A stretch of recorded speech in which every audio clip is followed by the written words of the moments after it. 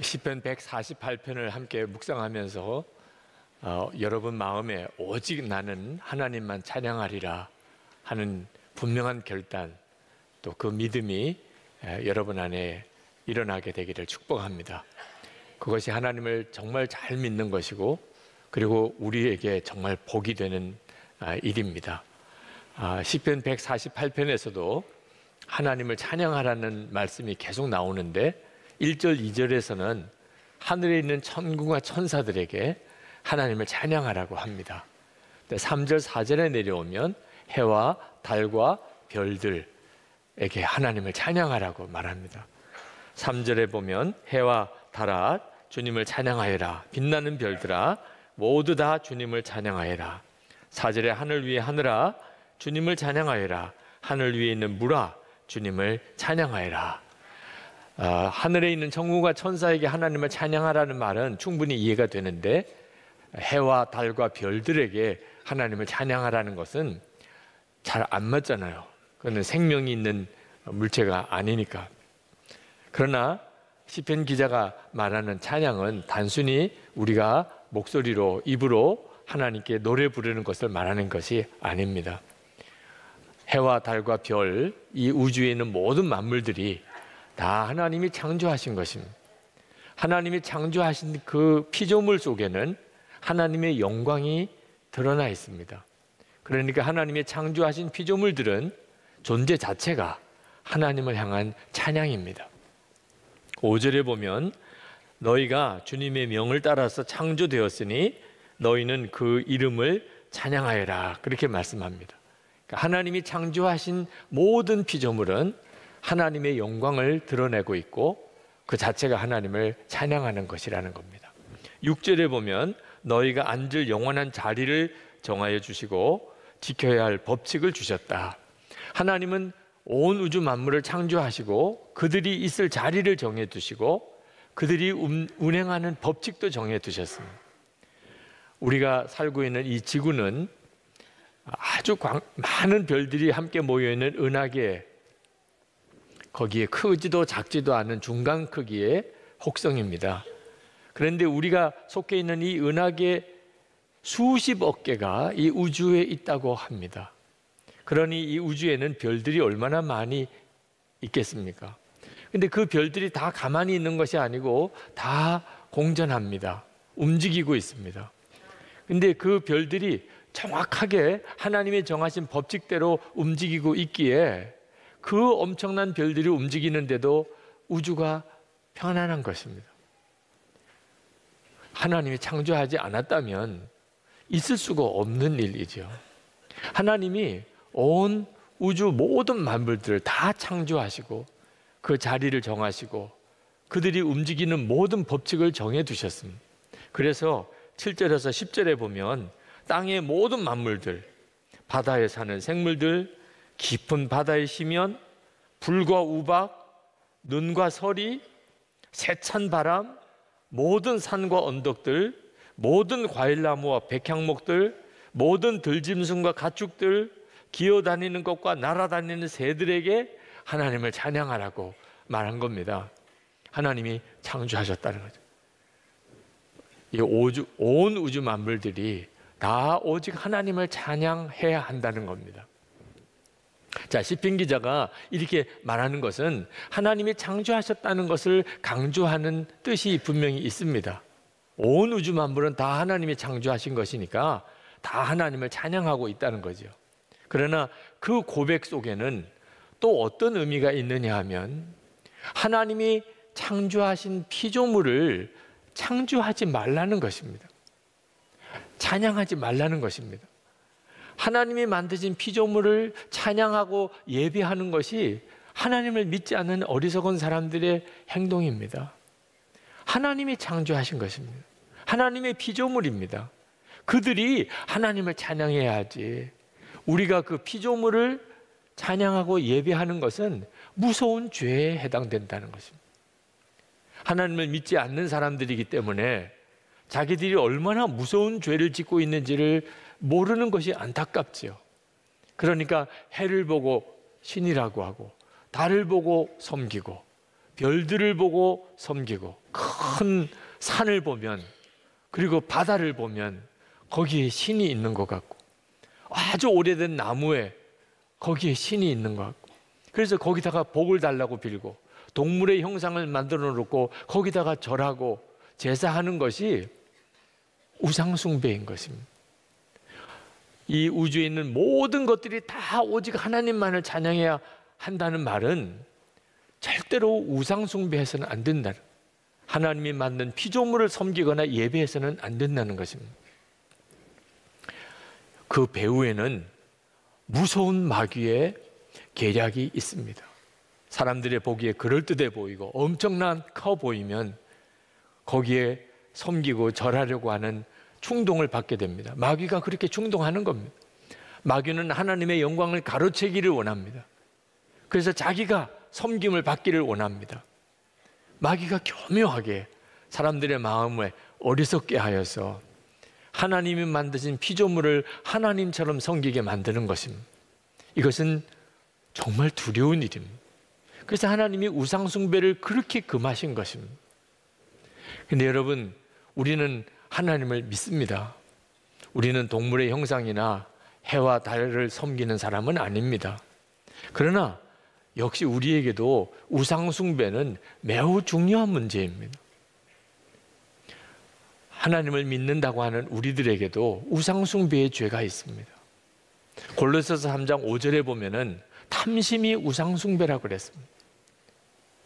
돈, 종이 조각에 불과할 만큼 정말 어떻게 보면 아무것도 아닌 것 보이는 그 돈이 사람들의 섬김을 받고 하나님을 믿는 성도들의 마음에도 동일하게 탐심으로 역사합니다. 돈이 좋은 걸 어떻게 해요? 돈이 힘이 있다고 믿어지는데 어떡합니까? 예수님께서 돈이 하나님과 함께 그렇게 섬김을 받을 수 있는 대상이라고 말씀하셨습니다. 마태복음 6장 24절에 너희가 하나님과 재물을 겸하여 섬기지 못하리라.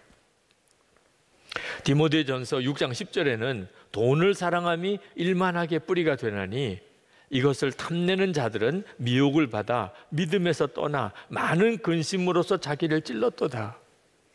성도들 안에도 돈을 사랑하는 마음, 그리고 그 돈을 탐내는 마음이 있습니다. 여러분은 그것이 해결되셨습니까? 여러분은 오직 나는 하나님만 믿고 섬긴다고 그렇게 고백하려면 여러분 안에 돈에 대한 탐심이 해결되어야 하는 것입니다. 롯의 아내 탐심 때문에 소금기둥 되었습니다. 초대교회의 아나니아와 삽비라 부부는 탐심을 품는 바람에 하나님 앞에 헌금하는 자리에서 그들은 죽어나갔습니다. 탐심은 정말 무서운 것인 것을 알아야 합니다. 그런데 여전히 내가 돈을 사랑하고 돈에 대한 욕심이 해결되지 않는다면 그건 무슨 뜻이죠? 그가 아직 진짜 예수님을 만나지 못했다는 것입니다. 우리가 예수님을 정말 만났는지 아닌지는 기준이 분명합니다. 예수님이 돈보다 더 좋아지는 것입니다. 삭개오가 예수님을 만나고 그는 자기가 가지고 있는 재산 다 나눠주었습니다. 그런 분이 예수님이십니다. 나는 오직 주님만을 찬양하고 주님만 예배할 것이라. 돈은 어떻게 되겠느냐? 여러분 스스로가 여러분 자신을 점검해야 합니다. 예수님을 믿고 하나님을 예배한다고 하는 우리들에게 있는 또 하나의 우상이 있는데 그것이 바로 유력한 사람을 섬기는 것입니다. 사람에 대해서 우리가 가지고 있는 예배하는 마음, 사람을 의지하는 마음입니다. 그것이 또한 우리가 정말 극복해야 될 우상숭배입니다. 사도행전 12장에 보면 헤롯이 백성들 앞에서 연설을 하는데 어떤 사람이 아주 아부성 발언을 했습니다. 이것은 신의 소리요 사람의 소리가 아니라. 그런 말을 들었을 때 헤롯이 기분이 좋았습니다. 하나님의 영광을 가로챘습니다. 그때 하나님의 천사가 헤롯을 쳐서 벌레가 헤롯을 파먹어 죽었습니다. 하나님의 영광을 가로채는 것 얼마나 무서운가를 알아야 합니다. 사도행전 14장에 보면 사도 바울이 루스드라에서 복음을 전할 때 나면서 걷지 못한 자를 예수님의 이름으로 그가 이렇게 세웠습니다. 그런 기적이 일어나게 되니까 루스드라에 있는 사람들이 이 바울과 바나바를 신으로 여기고 그 바울과 바나바에게 제사를 드리려고 했습니다. 그때 바울이 소리를 지르면서 이렇게 말했습니다. 사도행전 14장 15절, 여러분이 어찌하여 이러한 일을 하느냐? 우리도 여러분과 같은 성정을 가진 사람이라. 여러분에게 복음을 전하는 것은 이런 헛된 일을 버리고 천지와 바다와 그 가운데 만물을 지으시고 살아계신 하나님께로 돌아오게 함이라. 사람을 의지하고 사람을 섬기는 일, 이런 어리석은 일을 버리라는 거예요. 우리가 진짜 하나님을 믿게 되면, 예수님을 만나게 되면 사람은 사랑할 대상이죠. 사람은 사랑할 대상이지 사람을 섬기거나 그를 하나님처럼 의지하게 되지 않습니다. 시편 기자는 하나님이 우리를 강하게 하신다고 말씀하셨어요. 이스라엘 백성을 그렇게 하신다고 말씀하셨어요. 시편 14절에 148편 14절에 주님이 그의 백성을 강하게 하셨으니 찬양은 주님의 모든 성도들과 주님을 가까이 모시는 백성들과 이스라엘 백성이 마땅히 드려야 할 일이라. 할렐루야 그랬습니다. 우리가 강해질 때, 성공했다고 느낄 때, 사람들이 우리를 주목할 때 알아야 합니다. 하나님이 하신 것입니다. 조금이라도 그것을 자기 영광으로 삼으려고 하면 그는 망하는 길로 들어서는 겁니다. 철저하게 이건 하나님이 하신 것이라. 오직 하나님만 찬양을 받으실 것이라. 이 믿음이 있어야 그 사람이 진짜 하나님을 믿는 사람. 그러므로 오직 하나님을 찬양하고 하나님께만 예배하겠다는 믿음은 참으로 놀라운 것입니다. 그건 정말 복이 있는 것입니다. 그가 진짜 하나님을 믿는 사람이라는 증거이기 때문에 그렇습니다. 배워서 아는 하나님, 들어서 아는 하나님으로는 절대로 그렇게 할 수가 없습니다. 오직 하나님만 예배하겠다고 하는 이 고백은 내 목숨을 걸어야 되는 것이기 때문에 그렇습니다. 초대교회 때 왜 예수 믿는 사람들을 로마 황제가 그렇게 핍박하고 죽였습니까? 오직 하나님만 예배하겠다고 하기 때문에 그랬던 것입니다. 로마 황제를 숭배하지 아니하고 황제를 우상 숭배하지 아니하고 나에게는 진짜 주님이 있다. 나는 오직 하나님만 예배할 것이다. 그 말에 로마 황제가 격분한 것입니다. 기독교인들은 아무 힘이 없었습니다. 감옥에 끌고 가면 끌려갔습니다. 재산 뺏으면 다 뺏겼습니다. 죽이면 그냥 죽임을 당했어요. 누구도 대항하지 않았습니다. 그런 참으로 약해 보이는 기독교인들을 왜 그렇게 무자비하게 죽인 겁니까? 오직 하나님만 예배하겠다는 말이 로마 황제에게는 두려운 고백이었다는 거예요. 죽어가면서까지 하나님을 고백하겠다고 하니 더 두려웠던 것입니다. 저 북한 정권이 왜 예수 믿는 기독교인들을 그렇게 핍박하는 것입니까? 우리는 오직 하나님만 예배하겠다고 하는 것이 두려운 것입니다. 그러므로 들어서 아는 하나님, 배워서 아는 하나님, 그런 하나님으로 절대로 나는 하나님만 예배합니다 이렇게 고백 못합니다. 하나님을 만난 사람, 진짜 하나님과 친밀히 동행하는 그런 믿음의 눈이 뜨인 사람만이 나는 오직 하나님만 예배할 것입니다. 더 이상 내게는 우상이 없습니다. 돈, 사람, 더 이상 내게는 더 이상 섬김의 대상이 아닙니다. 여러분, 우리가 하나님을 기쁘시게 해드리는 자가 된다면 하나님과 친밀한 동행하는 일은 성경이 약속하신 거예요. 어떻게 도대체 우리가 하나님을 기쁘시게 해드릴 수 있을까요? 너무나 멀리만 계신 분 같고 우리가 가까이 하기엔 너무 어려우신 분인데 어떻게 하나님을 기쁘시게 할 수 있을까요? 우리가 무슨 훌륭한 일을 해야 될까요? 정말 죄 안 짓고 그렇게 완벽하게 살아야 되는 걸까요? 여러분, 아주 까다롭고 아주 근엄하고 아주 또 엄격한 할아버지가 있다고 합시다. 그런데 그 손자에게는 그냥 할아버지일 뿐이에요. 그 어린 손자가 할아버지 하면서 그렇게 까다롭고 엄격하고 굳은 얼굴을 가지고 있는 할아버지에게 다가가면 할아버지가 다 흐물흐물 풀어집니다. 그렇게 다른 사람에겐 까다로우신 분이, 그렇게 다른 사람에게 다 엄한 분이 어린 손자가 할아버지 하고 다가오면 그만 얼굴이 확 펴지고, 그리고 그렇게 다정다감하게 그 아이를 안아주잖아요. 이 어린 아이가 할아버지가 누군지를 몰라요. 그 어린 아이가 할아버지에게 뭐 특별히 좋은 일 해준 것도 없어요. 그냥 할아버지가 할아버지니까. 그래서 그 아이가 할아버지에게 가까이 다가가는 거죠. 에녹이 그랬어요. 에녹은 하나님에 대하여 그런 마음의 친밀함, 하나님과 가까이 하고 싶은 마음이 있었던 거예요. 에녹은 그렇게 하나님께 나아갔어요. 하나님은 그런 에녹을 기뻐하셨어요. 하나님이 정말 우리가 그렇게 하나님께 가까이 다가가면 하나님이 우리를 그렇게 기뻐 반겨주실까?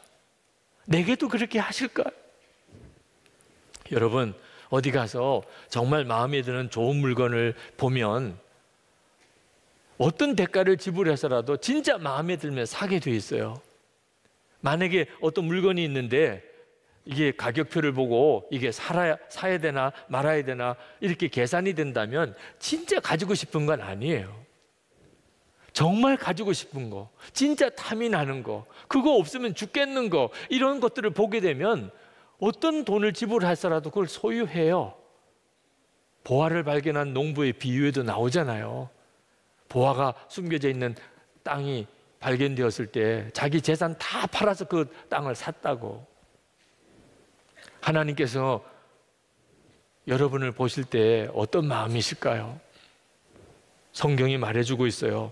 요한복음 3장 16절, 하나님이 세상을 이처럼 사랑하사 독생자를 주셨으니 이는 그를 믿는 자마다 멸망하지 않고 영생을 얻게 하려 하십니다. 하나님에게 나는, 여러분은 어떤 존재일까요? 하나님이 여러분을 얻으시기 위해서. 하나님은 도대체 무슨 대가를 지불하신 거죠? 당신의 독생자를 내어주셨어요. 얼마나 가지고 싶으면, 얼마나 원하셨으면. 누구를요? 저와 여러분을. 우리는 우리 자신을 생각하면 너무 보잘것없는 것 같아요. 하나님께 내게 무슨 의미가 있겠어요? 하나님께 내가 무슨 가치가 있겠어요? 그런데 그렇게 아니라니까요. 성경이 분명히 증언해주고 있어요. 저를 위해, 여러분을 얻기 위하여 하나님은 당신의 독생자를 내주셨다니까요. 우리를 가지고 싶었어. 하나님이 우리를 더 갈망하세요. 우리가 하나님께 가까이 다가가면 하나님은 마음을 어떠실까요? 우리를 위해서 당신의 독생자까지 내어주신 하나님이신데 우리가 하나님을 더 알고 싶어서 눈에 보이지 않으시니까 너무 답답하잖아요. 그래서 그냥 생각이라도 해보고 싶어요.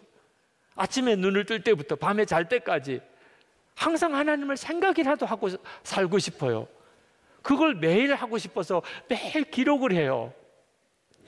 하나님의 마음이 어떠실까요? 하나님을 기쁘시게 하는 일은 그렇게 어려운 일이 아닙니다. 하나님이 나를 얼마나 사랑하셨는지를 진짜 믿고, 그리고 나도 하나님을 계속 향하여 나아가는 거예요. 계속 주님을 생각하는 거예요. 어제 저에게 진주에 사는 어느 여성도 한 분이 손편지를 보내 오셨어요. 그분은 늦게 예수를 믿으셨대요. 그런데 최근에 아마 제 설교를 들으셨던 모양이고, 그래서 주님과 친밀히 동행할 수 있는 길이 있다는 사실을 알고 일기를 쓰기 시작하셨대요. 그런데 너무 놀랍다는 거예요. 첫 번째로 하나님께서 정말 자기에게 감사할 일을 많이 주신다는 걸 깨달았대요. 일기를 써보니까 알겠더래요. 두 번째는 하나님께서 진짜 선하시고 인자하심이 영원한 분임을 자기가 알겠더래요. 하나님은 진짜 그런 분이고. 세 번째는 더 중요한 것이 하나님께서 자기에게 엄마 같은 친근함으로 다가오시는 분이라는 것입니다. 힘들 때, 정말 도움이 필요할 때 그냥 부르기만 해도 위로가 되는 게 엄마잖아요. 그런데 하나님이 그런 분이시더라는 거예요. 때로는 하나님께 앙탈도 하고 너무 서러워서 울기도 하고, 그래도 하나님의 품 안에서 영적으로 회복되고 건강한 그리스도인이 되어가고 있다는 거예요. 매일 일기를 쓰면서 그걸 경험하고 있다는 거예요. 전에는 영의 눈이 어두워서 항상 함께 계시는 하나님을 알 수가 없었는데 지금은 자기와 동행하시고 때때로는 잔소리도 해주시고 때로는 침묵으로 때로는 징계로 그러나 분명히 사랑하고 계심을 알게 하셨다는 것. 그래서 너무나 감사하다고 아주 길게 손으로 편지를 써 보내주셨어요. 왜 이런 일이 벌어지지요? 하나님이 우리를 먼저 너무나 사랑하시니까.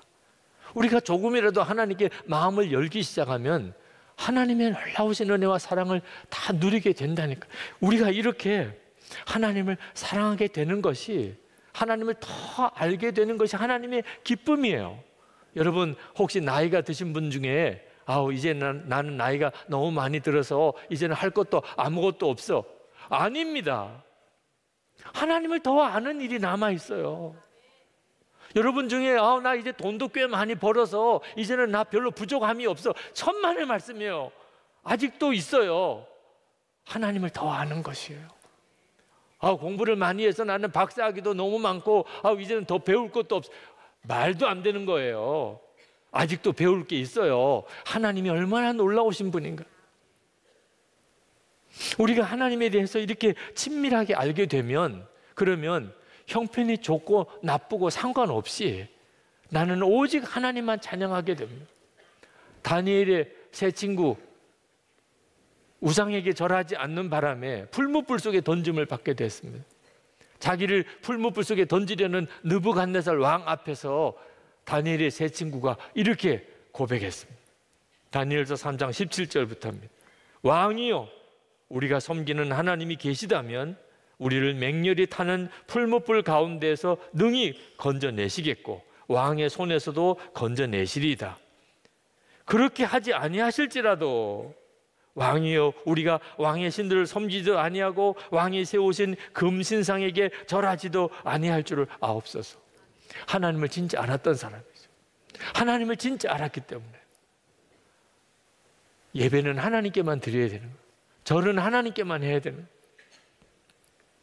그리 아니하실지라도, 혹시 우리를 건져주시지 않으실지라도 상관없습니다.